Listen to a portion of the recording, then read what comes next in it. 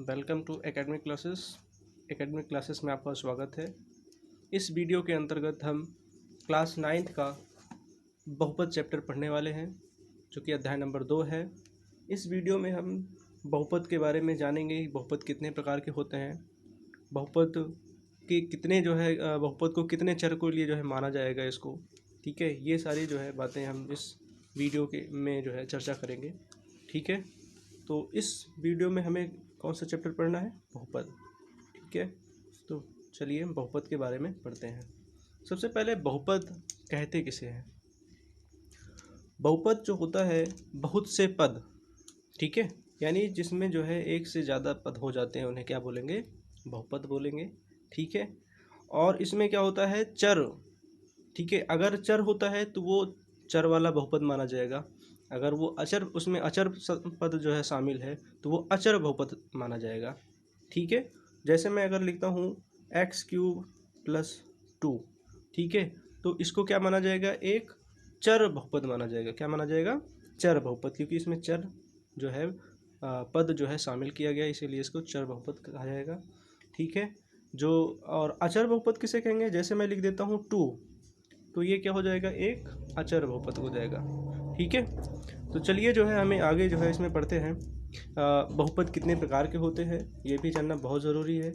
तो बहुपद हमारे जो होते हैं, प्रकार जो होते हैं, वो 3 प्रकार के सामान्यतः होते हैं। कौन कौन से होते हैं? पहला होता है रैखिक। कौन सा होता है? रैखिक बहुपद, ठीक है। दूसरा होता है द्विघात बहुपद, द्विघात बहुपद। और तीसरा होता है त्रिघात बहुपद। इसको क्या बोलेंगे?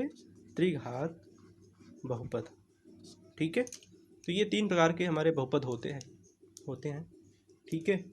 तो ये रैखिक बहुपद किस प्रकार से होते हैं? रैखिक बहुपद जो होते हैं वो हमारे जिसकी अधिकतम घात 1 हो उसे बोलेंगे रैखिक बहुपद। जैसे मैं लिखता हूँ x+2, तो ये क्या होता है? हमारा रैखिक बहुपद होता है। और ये कितने चर वाला है? इसमें कितना चर पद शामिल है?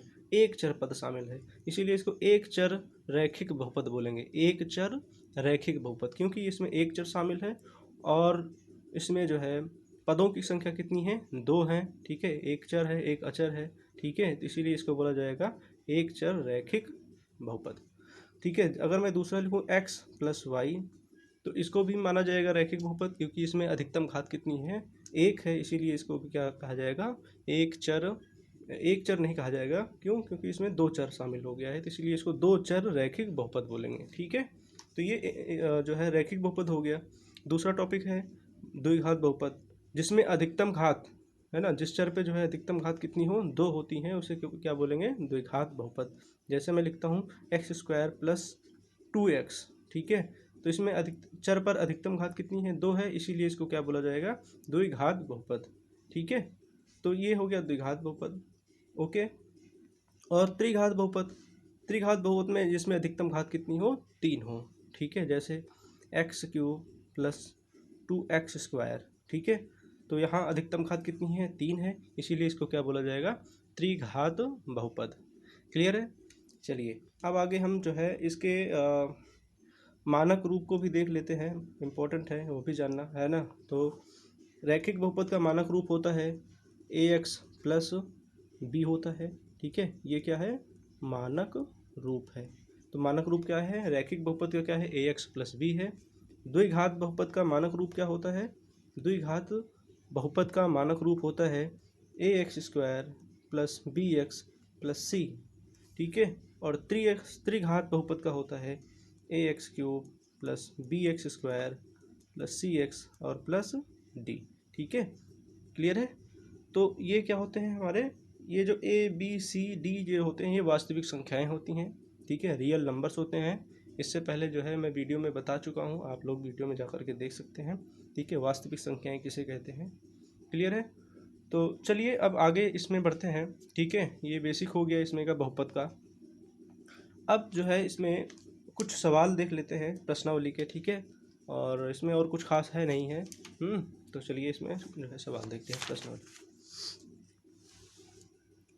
प्रश्नावली 2.1, प्रश्नावली 2.1 के सारे क्वेश्चन हल करेंगे, ठीक है, जैसे जैसे अभी मैंने बताया है बिल्कुल उसी पर ही आधारित है। देखो क्वेश्चन पहला ये कह रहा है कि निम्नलिखित व्यंजकों में कौन कौन एक चर में बहुपद है ना, यानी किसमें एक चर बहुपद है और कौन कौन नहीं है, कारण के साथ अपने उत्तर दीजिए। ठीक है, तो पहला सवाल देखिए जरा क्या है।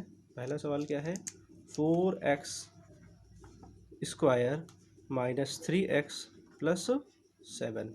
ठीक है, तो ये क्या हमारा जो है एक चर बहुपद है कि नहीं है? हाँ बिल्कुल है, एक चर है।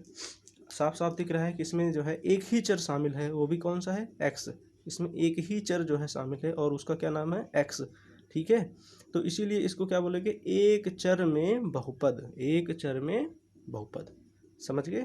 ठीक है, तो यही इसका कारण है, क्योंकि इसमें जो है एक ही चर शामिल है। अगर कारण देना हो तो कारण क्या है कि निम्नलिखित बहुपद में, ठीक है, एक ही चर शामिल किया गया है ना, एक ही चर x को शामिल किया गया है, अतः ये जो हो जाएगा एक चर में बहुपद कहलाएगा।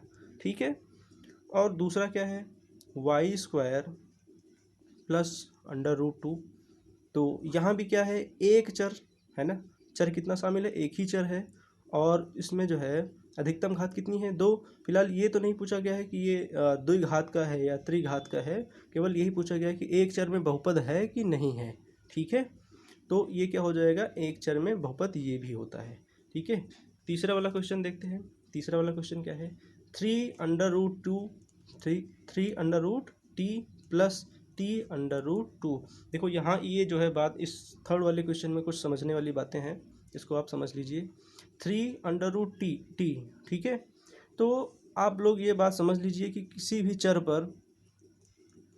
चर पर यदि घात जो है पूर्णांक के रूप में नहीं है, ठीक है, यदि पूर्ण संख्या के रूप में अगर नहीं है तो वो अपना जो है बहुपद नहीं कहलाएगा। ठीक है, जैसे अगर मैं यहाँ लिख देता हूँ x की पावर 1/2, तो ये अपना जो है x पर जो घात है ना, जो पावर है, वो आपका एक पूर्ण संख्या के रूप में नहीं है, इसीलिए इसको आप क्या नहीं कहेंगे, ये आप इसको बहुपद नहीं कहेंगे, इसको आप बहुपद नहीं कहेंगे। ठीक है, तो इस बात को आप लोग ध्यान में रखिएगा। अगर मैं यहाँ लिख देता हूँ x की पावर 0.35, ठीक है, प्लस 2x, यहाँ आप देख रहे हैं कि x पर जो घात लगी हुई है वो दशमलव में आ गया है, यानी पूर्ण संख्या के रूप में नहीं दिया गया है, अतः इसको जो है आप बहुपद नहीं कहेंगे। इस बात को आप लोग ध्यान में रखिएगा। ठीक है, कहने का मतलब क्या है कि यदि चर पर घात जो है पूर्ण संख्या के रूप में नहीं है, यानी दशमलव में है, ठीक है, तो अथवा जो है मान लीजिए माइनस में है, तो उनको आप बहुपद नहीं कहेंगे। ठीक है, तो यानी तीसरा वाला आपका जो है एक बहुपद नहीं है। क्यों? क्योंकि t पर जो इसकी घात है, ठीक है, वो पूर्ण संख्या के रूप में नहीं है, अतः इसे जो है एक आप चर बहुपद नहीं मानेंगे। ठीक है, चौथा वाला क्वेश्चन देखते हैं, y प्लस 2/y। क्लियर है? तो इसको थोड़ा सा आप जो है हल कर लीजिए। क्या करेंगे, y कॉमन जो है लासा ले लीजिए, y क्या लेंगे, लासा ले लीजिए y को। तो y लासा लेंगे इसमें, तो क्या हो जाएगा, वाई स्क्वायर प्लस 2। ठीक है, तो यानी क्या हो जाएगा, 1/y वाई स्क्वायर प्लस 2। ठीक है, ये भी एक बहुपद नहीं है। क्यों? क्योंकि जो है, ठीक है, y की घात 2 ये तो पूर्ण संख्या में है, लेकिन आपका जो ये 1/y है, इसको अगर आप ऊपर लेके जाएंगे तो y की घात -1 हो जाएगा। y की घात क्या हो जाएगा, -1 हो जाएगा, जो कि ये जो है बहुपद बनने के लिए जो है इसका विरोध करता है कि बहुपद बनने के लिए शर्त ये होती है कि किसी भी चर पर घात हमेशा क्या होना चाहिए, धनात्मक होना चाहिए, और दूसरी क्या बात होनी चाहिए, पूर्ण संख्या में होना चाहिए, जो कि ये जो है धनात्मक में नहीं है, ठीक है, ऋणात्मक में आई हुई है, इसीलिए जो है इसको आप क्या मानेंगे, एक बहुपद नहीं मानेंगे। ठीक है, तो यानी आपका जो है चौथा वाला भी एक बहुपद नहीं है। चलिए फिफ्थ लास्ट वाला देख लीजिए, x की घात 10, ओके, प्लस y की घात 3 प्लस t की घात 50। इसमें स्पष्ट है ना, कि कौन कौन से एक चर में बहुपद हैं और कौन कौन नहीं है। तो एक चर में साफ साफ दिख रहा है कि इसमें 1, 2, ठीक है, और 3 चर शामिल हो गया है, अतः इसको आप जो है एक चर में बहुपद नहीं कहेंगे। ठीक है, एक चर में आप इसको बहुपद नहीं कहेंगे। क्लियर है? तो आपका ये जो है सवाल हो गया है। ठीक है, चलिए नेक्स्ट जो है क्वेश्चन देखते हैं। Question number 2। क्वेश्चन नंबर 2 क्या है? निम्नलिखित में से प्रत्येक में एक्स स्क्वायर का गुणांक ज्ञात कीजिए। ठीक है, तो एक्स स्क्वायर का क्या निकालना है? गुणांक निकालना है। तो एक्स स्क्वायर का गुणांक का मतलब होता है कि कोफिशिएंट, है ना, यानी एक्स स्क्वायर के बगल में जो भी कुछ है आप उसको बताइए कि क्या चीज़ आप उसको मानेंगे। ठीक है, तो चलिए जो है क्वेश्चन क्या है एक बार देख लेते हैं फिर से। क्वेश्चन है, देखो क्वेश्चन इसमें देख लीजिए। पहला क्वेश्चन है 2 plus x square plus x, यही क्वेश्चन दिया गया है। ठीक है, 2 plus x square plus x. ठीक है, तो देखो क्या है, धर्म क्या है अपना? धर्म ये है कि हम जो भी बहुपद लिखते हैं सबसे पहले बड़ी घात को लिखते हैं। आप क्लास 8th में पढ़े होंगे इसको, है ना। आप क्या करेंगे, जो आप बहुपद लिखते हैं तो सबसे बड़ी घात जो होती है उसको पहले हम लिखते हैं। ठीक है, उसके बाद उससे घटते हुए क्रम में चलते हैं। तो यहाँ देखते हैं कि सबसे बड़ी घात क्या है, एक्स स्क्वायर है, तो पहले इसको हम सही तरीके से लिखेंगे। तो एक्स स्क्वायर हो गया, फिर उसके बाद क्या आएगा, एक्स आएगा, और उसके बाद क्या आएगा, 2 आएगा। ठीक है, और हमें यहाँ क्या बताना है, एक्स स्क्वायर का गुणांक हमें बताना है। एक्स स्क्वायर क्या बताना है, गुणांक बताना है। तो एक्स स्क्वायर के गुणांक का मतलब क्या होता है, गुणा धन अंक, यानी एक्स स्क्वायर के बगल में किससे गुणा किया गया है ये आपको बताना है। तो एक्स स्क्वायर के बगल में किससे गुणा किया गया बताइए ज़रा, है ना। यहाँ तो कुछ भी नहीं है, तो क्या जीरो होगा? बिल्कुल नहीं, जीरो नहीं होगा, हमेशा एक से मल्टीप्लाई होगा। ठीक है, तो एक्स स्क्वायर का गुणांक क्या होगा, एक होगा यहाँ। ठीक है, ये आपका पहला सवाल था। दूसरा सवाल बोला गया है 2 minus x square plus x cube. अब देखो यहाँ भी गड़बड़ झाला है ना, इसको भी आपको सही करना पड़ेगा। तो अधिकतम घात कितनी है यहाँ, एक्स क्यूब है, तो सबसे पहले एक्स क्यूब को लिखेंगे, उसके बाद उससे छोटी कौन सी है, एक्स स्क्वायर है, फिर लास्ट में कौन सा होगा, 2 होगा। अब देखिए, अब इसमें क्वेश्चन ये पूछा गया है एक्स स्क्वायर का गुणांक, ध्यान रहे एक्स स्क्वायर करना कि एक्स क्यूब का। ठीक है, तो एक्स स्क्वायर का गुणांक क्या होगा, एक्स स्क्वायर का गुणांक। ठीक है, तो यानी एक्स स्क्वायर किससे गुणा हुआ है, तो आप देख रहे हैं कि यहाँ माइनस शब्द लगा हुआ है, यानी -1 से गुणा हुआ है। किससे हुआ है, -1 से गुणा हुआ है। तो एक्स स्क्वायर का गुणांक क्या हो जाएगा, -1 हो जाएगा। अगला क्वेश्चन हम देखते हैं, थर्ड क्वेश्चन देखते हैं। दिया गया है π/2 x square plus x. Clear है? तो आपका ये तो बिल्कुल सही दिया गया है, क्योंकि अधिकतम घात क्या है, एक्स स्क्वायर पे है ना, 2 है, तो सबसे पहले वही लिखा गया है। तो यानी ये सही क्रम में लिखा गया है, तो यानी एक्स स्क्वायर का गुणांक ही हमें केवल बताना है। तो एक्स स्क्वायर का गुणांक, ठीक है, एक्स स्क्वायर का गुणांक किससे गुणा हुआ है बताइए, π/2 से। वेरी इजी, है ना। चलिए लास्ट क्वेश्चन देखते हैं इसमें का, √2x-1, ये सवाल दिया गया है। तो इसको कैसे हल करेंगे? अब इसमें आप देख रहे हैं कि एक्स स्क्वायर तो दिया ही नहीं गया, बड़ा सवाल है ना। तो कैसे इसको हल करें? अगर कुछ नहीं दिया गया है तो कोई बात नहीं है, हमें कुछ इसमें जुगाड़ लगाना पड़ेगा। ठीक है, तो जुगाड़ लगाने के लिए हम क्या करेंगे, इसमें एक्स स्क्वायर तो लिखेंगे, लेकिन क्या होगा, हम जीरो लगा दें पहले, है ना, यानी ये चीज़ है ही नहीं एक्स स्क्वायर, है ना। तो 0x² प्लस √2x-1। अब एक्स स्क्वायर के बगल में ये किससे जुड़ा हुआ है, शून्य से, यानी यहाँ जो है एक्स स्क्वायर का गुणांक क्या होगा, शून्य होगा। एक्स स्क्वायर का गुणांक क्या होगा, शून्य होगा। ठीक है, यही आपका इसमें आंसर होता है। क्लियर है? चलिए नेक्स्ट क्वेश्चन पे देखते हैं, थर्ड वाला क्वेश्चन देख लेते हैं अभी फटाक से।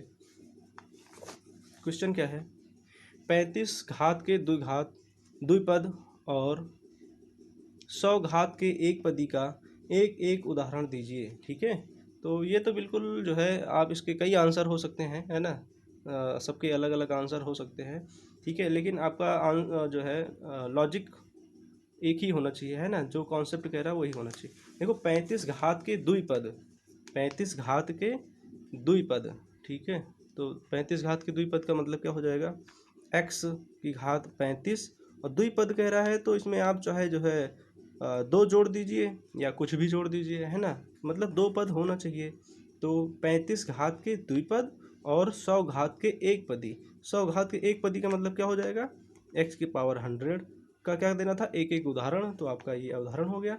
या आपका जो है और भी कुछ हो सकता है, ठीक है, आपका आंसर कुछ और भी हो सकता है, ठीक है, ये भी आंसर सही है। या आप इसको जो है कुछ और भी लिख सकते हो, जैसे आप y की घात 35 धन 5 कर दो, ये भी सही माना जाएगा, गलत नहीं होगा, ठीक है। आप यहाँ जो है z की पावर 100 कर दो, ठीक है, तो ये भी आपका गलत नहीं माना जाएगा। क्लियर है? तो यानी कि आपको क्या बताना था इसमें, ठीक है, 100 की घात में एक पदी का एक एक उदाहरण देना था, तो आप इसमें आप दे सकते हैं उदाहरण, ठीक है। चलिए आगे बढ़ते हैं। ओके, तो चौथा और पांचवा जो है नेक्स्ट वीडियो में बताया जाएगा। इस वीडियो में अभी इतना ही, ठीक है। नेक्स्ट वीडियो में आपको और बताया जाएगा, ठीक है, जो भी क्वेश्चन अभी बचा हुआ है। क्लियर है? तब तक के लिए इंतज़ार कीजिए। Thank you.